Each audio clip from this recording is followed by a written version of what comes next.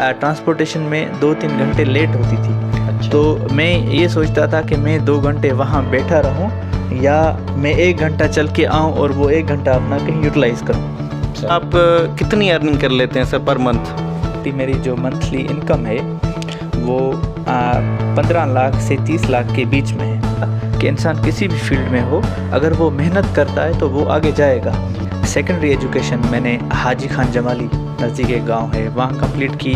फिर कुछ अरसे के लिए मैं हाई स्कूल बांदी वहाँ गया।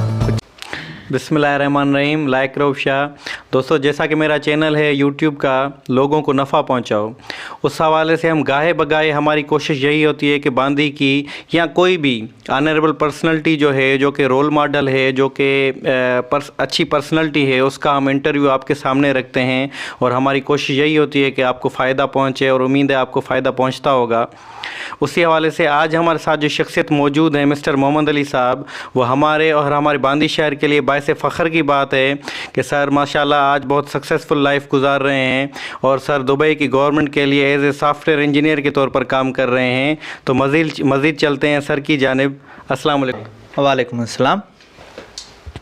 सर, सबसे पहले तो मेरा सवाल ये है कि आपने बुनियादी जो तालीम है, बेसिक एजुकेशन, वो सर आपने कहाँ से हासिल की? जनाब, मैंने जो अपनी प्राइमरी एजुकेशन है वो मोहम्मद मूसा जमाली, विलेज मोहम्मद मूसा जमाली प्राइमरी स्कूल जो यहाँ नज़दीक है वहाँ से स्टार्ट की, वहाँ कंप्लीट की।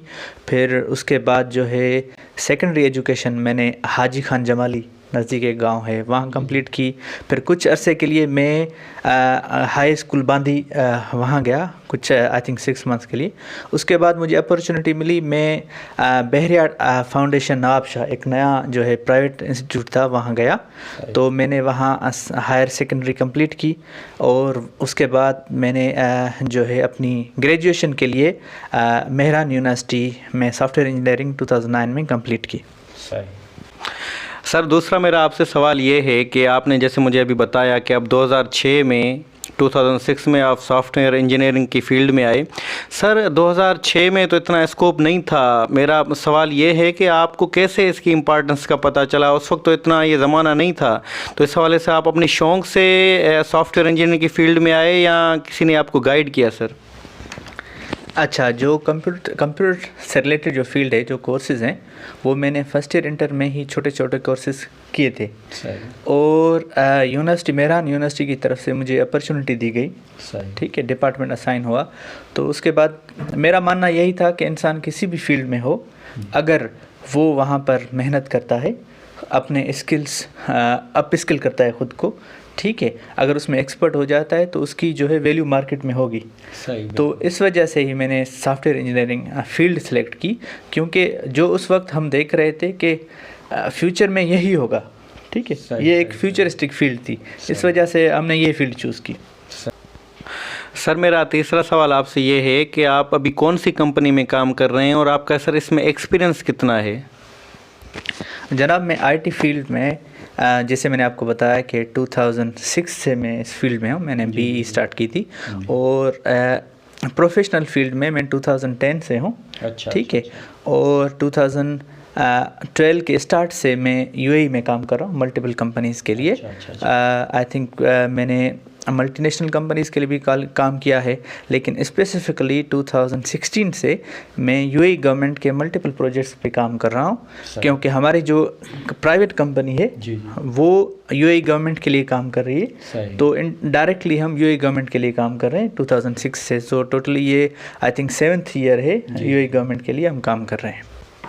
अच्छा सर, वैसे मेरा जो चौथा क्वेश्चन है वो ये है कि एक कहावत है कि लड़कियों से उम्र और लड़कों से सैलरी नहीं पूछनी चाहिए, लेकिन फिर भी क्योंकि ये लोगों को मोटिवेशन मिलेगी तो उस हवाले से ये ज़ाती क्वेश्चन भी है, लेकिन हम जानना चाहते हैं कि आप कितनी अर्निंग कर लेते हैं सर पर मंथ?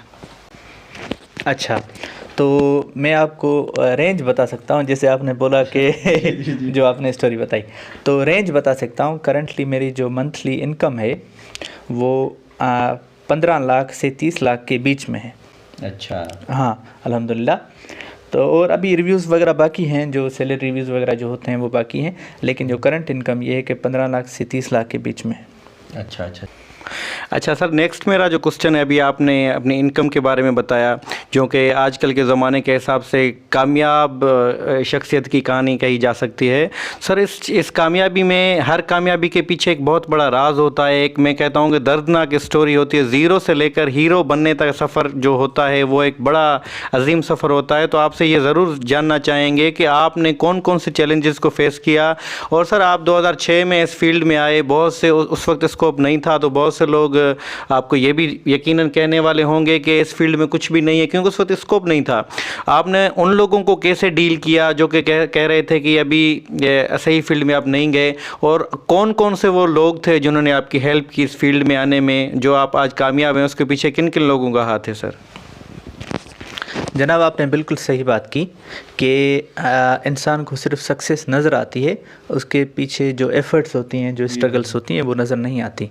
तो जो इनिशियली, जैसे मैंने आपको बोला कि मेरा एडमिशन हुआ था बेहरिया फाउंडेशन नवाबशाह में, उसके बाद एक चैलेंजेस का एक पहाड़ शुरू हुआ। एक नए दिन नया चैलेंज होता था, ठीक है। उन चैलेंजेस में फाइनेंशियल चैलेंजेस थे बहुत सारे, क्योंकि हेवी फीसेस थी, फिर जो है रेजिडेंट्स के एक्सपेंसेस थे, ट्यूशन के एक्सपेंसेस बहुत सारे, ठीक है। तो इन एक्सपेंसेस को फेस करने में जो सबसे बड़ा हाथ था वो मेरे फादर का था, अब्बू का था। तो कोई ऐसा दिन मैंने नहीं देखा कि अब्बू ने कभी गिव अप किया हो, चाहे उनको अपना पेट काटना पड़े, ठीक है, चाहे उनको कोई चीज़ बेचनी पड़े, लेकिन उन्होंने कभी गिव अप नहीं किया।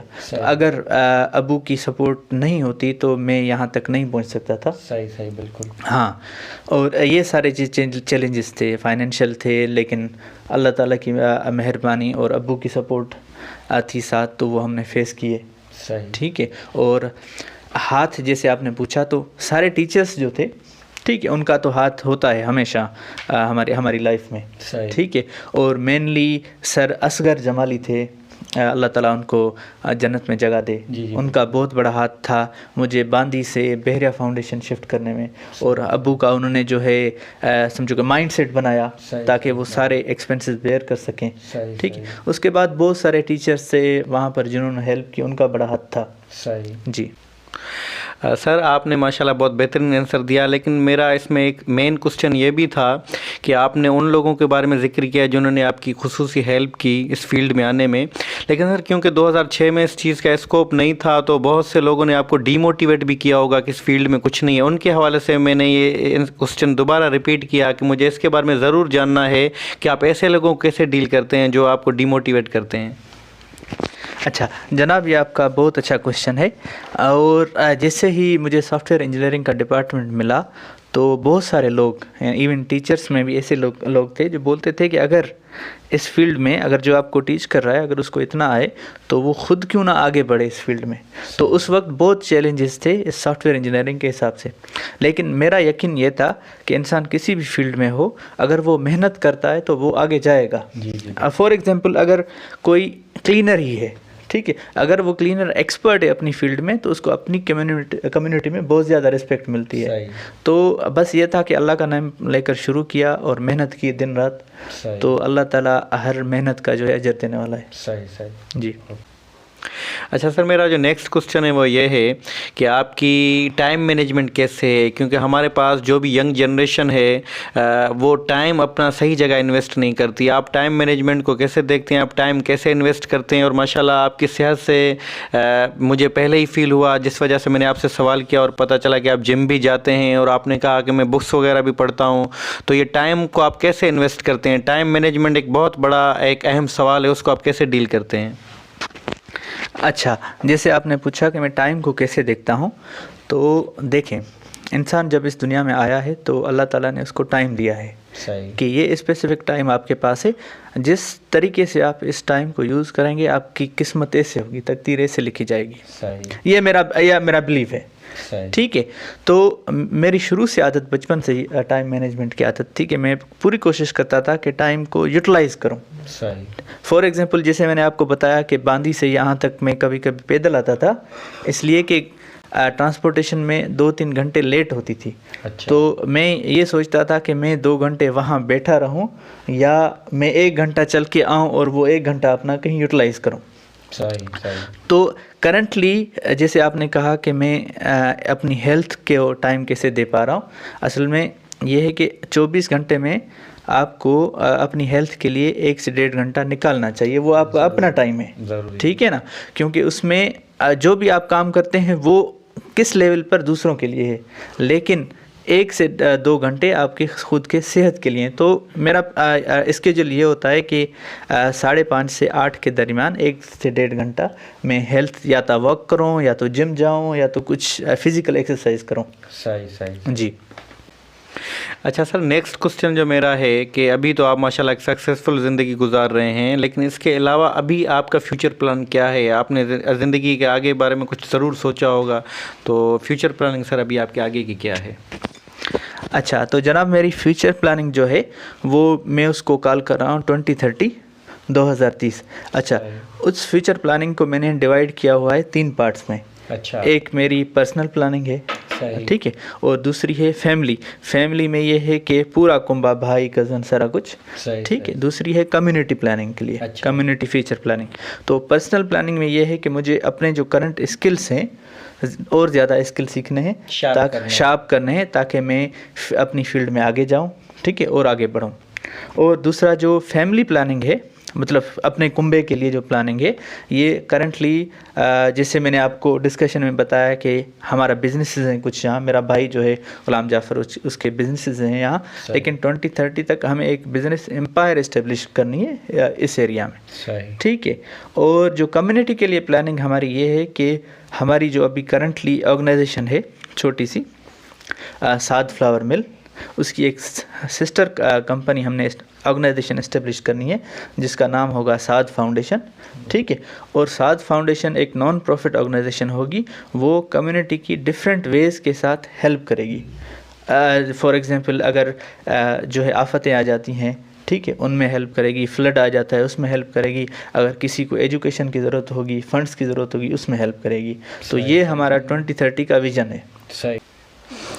अच्छा सर, मेरा अभी आखिरी सवाल ये है, माशाल्लाह आपको बहुत ज़्यादा टाइम ले लिया है, आप टाइम मैनेजमेंट को बड़ा फॉलो करते हैं, उस हवाले से मेरा आखिरी सवाल ये है आपसे सर, नई जनरेशन के लिए कौन सा पैगाम देना चाहेंगे? आप 2006 में जिस स्कोप में गए सॉफ्टवेयर इंजीनियरिंग में, उस वक्त उसका स्कोप नहीं था शायद, फिर भी आप उसमें आपने इतनी हिम्मत की।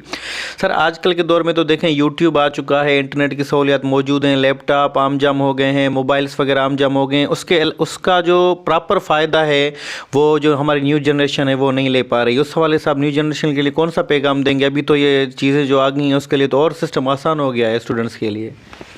न्यू जनरेशन के लिए मेरा मैसेज ये होगा, सबसे पहले आप अपनी एजुकेशन पर, तालीम पर फोकस करें।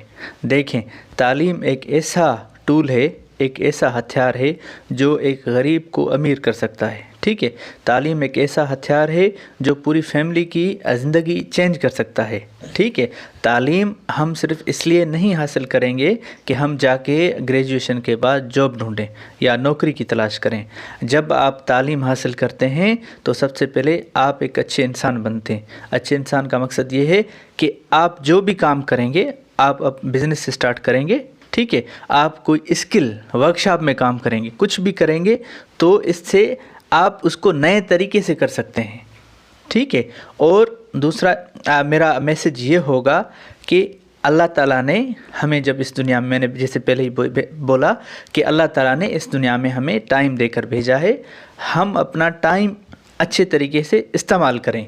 क्योंकि आज अगर आप अपना टाइम अच्छे तरीके से इस्तेमाल करके आप अपना कल खुद बना सकते हैं।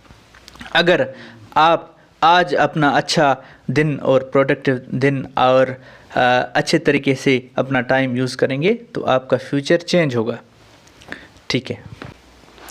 दोस्तों, जैसा कि आपने मिस्टर मोहम्मद अली का इंटरव्यू सुना और उम्मीद है आपने जैसे कि मैंने सर को अभी जैसे समझा और सर की कामयाबी के बारे में जो सुना, उम्मीद है आपको भी उससे नफ़ा पहुंचा होगा। और देखेंगे 2006 में जिस चीज़ का स्कोप नहीं था, सर ने जैसे अभी बताया कि फाइनेंशियल क्राइसिस थे और बहुत से लोगों ने सर को सपोर्ट किया और माशाल्लाह सर अपनी मेहनत से आगे बढ़ गए। उस वक्त आगे बढ़ गए जब इस चीज़ का इतना स्कोप नहीं था। हमारे पास आजकल देखें आप किसी भी फील्ड में जाना चाहें, आप यूट्यूब का ज़माना है, मैं कहता हूँ कि इंसान घर बैठे मुफ्ती और आलिम बन सकता है। तो ये जो चीज़ें हैं आज हमारे पास जो सहूलियात है, मैं तो समझता हूँ कि सर की कामयाबी ये है कि सर एक सॉफ्टवेयर इंजीनियर हैं, लेकिन अगर हम जो हमारी न्यू जनरेशन है उसके पास जो सहूलियात मौजूद, हम इससे भी आगे जा सकते हैं, नहीं सर? तो मेरा ख्याल यही है कि बराए मेहरबानी, जैसा कि सर की मैंने इंपॉर्टेंट बात जो मैंने नोट की वो टाइम मैनेजमेंट की थी, तो बराए मेहरबानी अपने टाइम को सही इन्वेस्ट करें। और नंबर दूसरी बात मेरी आखिरी इल्तिजा इस हवाले से भी है कि बराए मेहरबानी अपने जो सर्किल है दोस्ती का वो ज़रूर बेटर बनाएं। जैसा कि मैंने कहीं एक स्टोरी पढ़ी हुई थी कि एक कोई लड़का या आदमी कह लें, वो गया मदीने शरीफ, तो वो बार बार दुआ मांगे और ज़ोर से मांगे कि अल्लाह ताला मेरे दोस्तों को सीधी राह पे ला दे। तो बार बार वो जैसे ये बोले तो किसी ने उससे पूछा कि भाई आप अपने लिए भी दुआ मांगेंगे कि सिर्फ दोस्तों की सिरात मुस्तकीम के रास्ते पर चलें यही दुआ मांगेंगे? तो उसने एक जुमला कहा जो मेरे लिए एक फ़नी भी जो मैंने समझा और उसमें एक गहरी नसीहत भी थी। उसने कहा कि मैं अपने दोस्तों की के लिए इस वजह से दुआ मांग रहा हूँ कि अगर मेरे दोस्त सुधर जाएंगे तो फिर मैं भी सुधर जाऊँगा, क्योंकि सर्कल तो वही है ना। तो मेरे हिसाब से कि आपको सर की बातों से फ़ायदा पहुँचा होगा और उम्मीद है आप अपना टाइम जो है सही जगह इन्वेस्ट करेंगे और आपको ये जो इंटरव्यू है सर का बहुत पसंद आया होगा। बहुत शुक्रिया।